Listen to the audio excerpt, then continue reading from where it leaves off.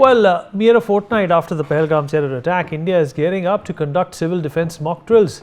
These drills will be held across 33 states and will cover 259 districts. This will entail the assessment of the effectiveness of the air raid warning systems and the operationalization of hotline communication links with the Indian Air Force. These drills will also test the functionality of control rooms and shadow control rooms, assess the implementation of crash blackout measures, check the provision for early camouflaging of major installations, and verify the activation and response of warden services, firefighting rescue operations, and depot management. However, what is perhaps most crucial is for civilians to know what an air raid siren is. What are the different types, when do they go off, and what does each type indicate? At the outset, there are two types of air raid sirens, the warning siren and the all clear siren. To understand how they differ, let's listen in to what a warning siren sounds like.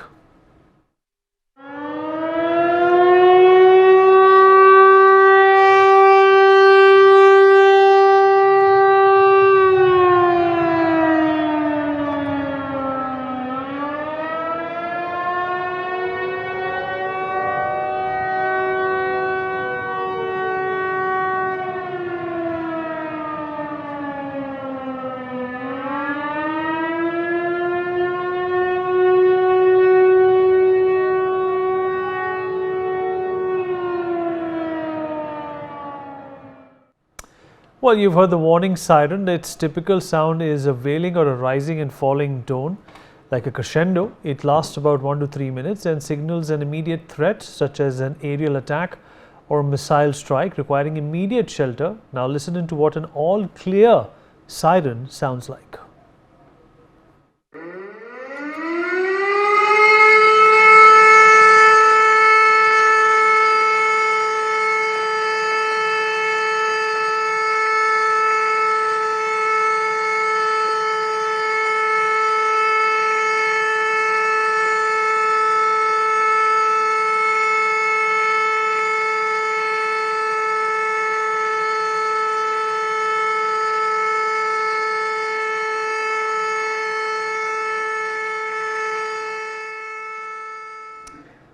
Right, and this is the all clear siren. As you have heard it, it is a steady flat tone that does not rise or fall. It lasts approximately a minute and indicates that the danger has passed and it's safe to leave shelters and resume normal activities. Well, now that you have heard how these two types of sirens differ, let's take a look at what to do when an air raid siren goes off. I'm going to go to the big screen and in fact show you some details that will come extremely handy when you're dealing yourself or finding yourself in a situation like this. What do you do when you hear an air raid siren? Well, don't delay protecting yourself and your household, as air sirens signaled imminent danger like bombs or missiles, and that's exactly what they're designed to warn you of. So you should stop what you're doing immediately and focus on the threat that is imminent. Go to the nearest shelter or a safe room. Use a bomb shelter or designated safe space in your building if it's available. That is going to protect you. If not, choose an interior room with no windows, thick walls, which is as low in the building as possible, like a basement perhaps. That will protect you. Shutting all windows, doors and curtains helps block flying glass or debris to come inside if you happen to find yourself in a situation, an unfortunate situation like that. In a chemical threat, seal windows and doors with plastic and tape if possible is the best thing to do. Switching off lights and using flashlights or battery powered lanterns if needed prevents your house from becoming a target. Use a battery powered radio. Official apps or government SMS alerts will definitely guide you and tell you what to do in case of such emergencies. Listen for updates including the all clear siren that we just played for you that signals that it is safe to come out and venture out in the open. Keep water, food, flashlight, batteries, phone, charger, radio, first aid supplies. All these are your important documents also need to be safeguarded in case of this eventuality. Help children or the elderly family members stay calm and follow instructions from authorities. That is the most important update and input that one can give you, that the government knows better. It is keeping a tap on what really is transpiring, and you need to listen to the government, and that's exactly why it's important for us to convey all these salient points to you. We'll talk about this with our guests too. Joining us on the show is Wing Commander Satyendra Duggal, Senior Defence Expert; Major General G.G. Dwivedi, Global Strategic and Defence Expert; Wing Commander Praful Bakshi, former Senior Officer, Indian Air Force, is with us on the program as well. General Dwivedi, I'll begin with you, sir. Sir, is that moment when people like yourself, celebrated and decorated people like yourself, can say कि पुरानी याद ताज़ा हुई है from what happened in 1971. How is this reminiscent of what happened in 1971, and what is different according to you about this time that we are preparing to take on Pakistan? Well, Vineet, absolutely. The first time one heard the siren was in 1965. I was a student, and that's the time these drills were practiced and people are sensitized. But those days, communication were not very good, and it took some time for the information to pass. Once again in 1971, well, I fought that war, so I am also aware that our citizens were prepared, and the possible threat that can come also was catered for. But coming to the current times, in today's era, the wars are not fought only by security forces; it's the whole nation business, and therefore every citizen must be prepared for all contingencies. The war preparations are on two fronts. One is, of course, the armed forces. They are fully prepared. They're the front line. And then the rear lines are the citizens and the other assets. And both these, organizations, they work in tandem. They have complementary role, and they optimize the resources to the best of the advantage. And there are certain targets or certain value targets which are in the civilian areas. Now they have to be protected. And more importantly, the lives of every citizen is also very important. So to that extent, I think the government is taking a very considered step. They are activating, sensitizing the people how to protect themselves, because after all, as a nation, one has to be prepared for all contingencies. Well, there's no panic button, but nonetheless, preparation is part of the, I think, modalities in the current era. And my last point is that we are exactly don't know how this situation will pan out. But one thing is very clear, that time has come to teach Pakistan a lesson.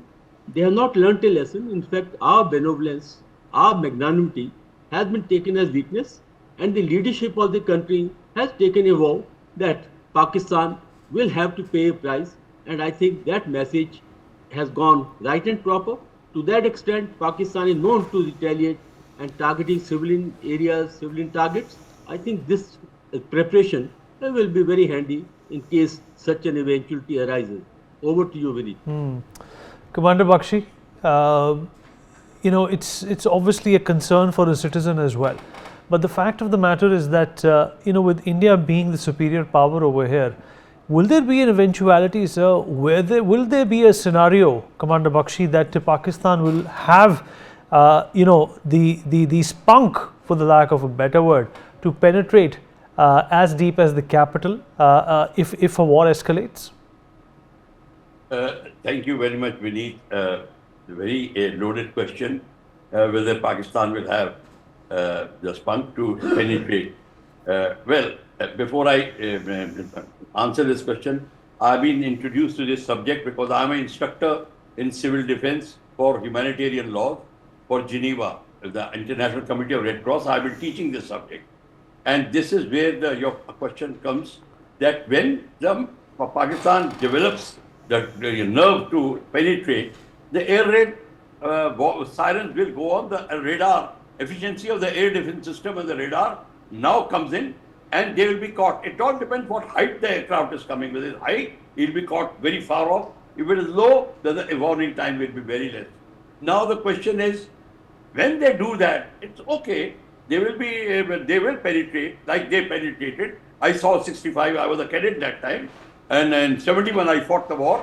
So I know exactly how they penetrated. If the Canberra Pakistani bomber was coming low, if the warning time used to be very less, how whatever. The efficiency of the air defense system was such that when the siren went, people had prepared to what to do after siren. See, when the siren goes, you have to run, but run where? You are very right. Shelter is within your house, it's okay. Basement is okay. But the big shelters were there. Everybody colony had made big bomb shelters because we had 6 months to prepare. The sandbags were put, the shelters were kept, even the trenches were made. And I would like to tell you as we go further that the entire air defense system is connected to the civil defense. That the air defense of the airfield, like Jodhpur airfield, was connected to the civil defense. So civil defense used to get the warning, the siren used to go out.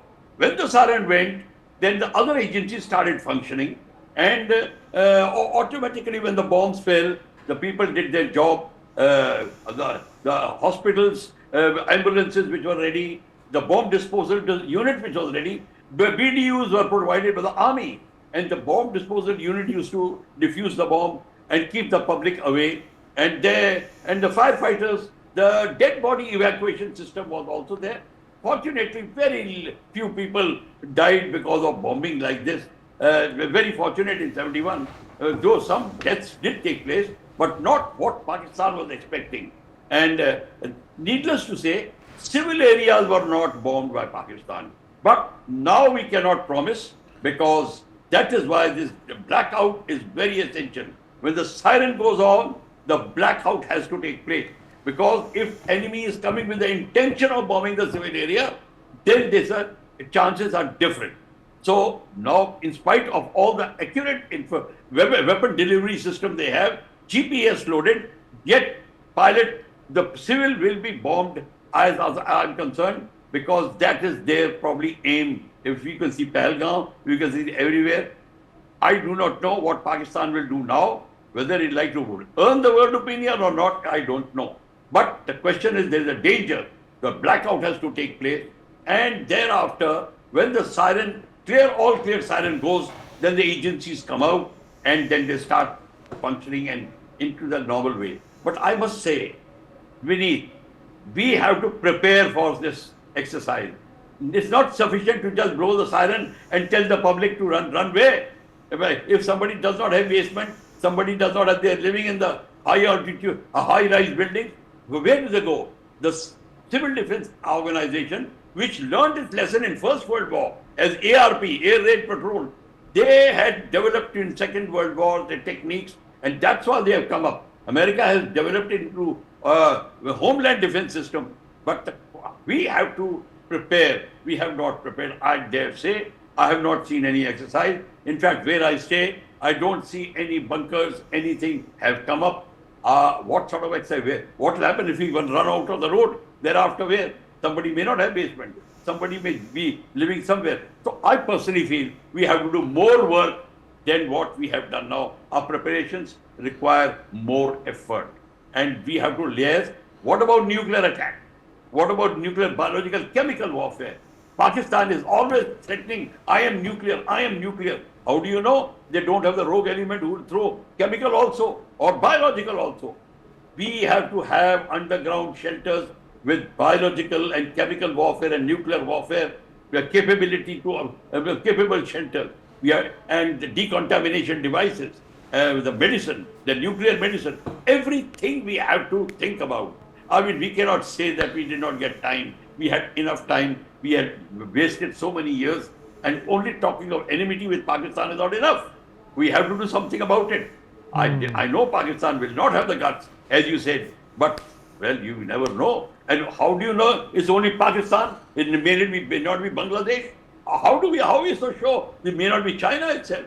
So we have to be very, very careful now. Now let us not think that I'm crossing the jungle and tiger may be sleeping. Now that attitude we have to forget. We have to be prepared for the eventuality, and I'm sure some steps will be taken in the coming weeks to meet what I have just said. Valid points, sir. Valid points.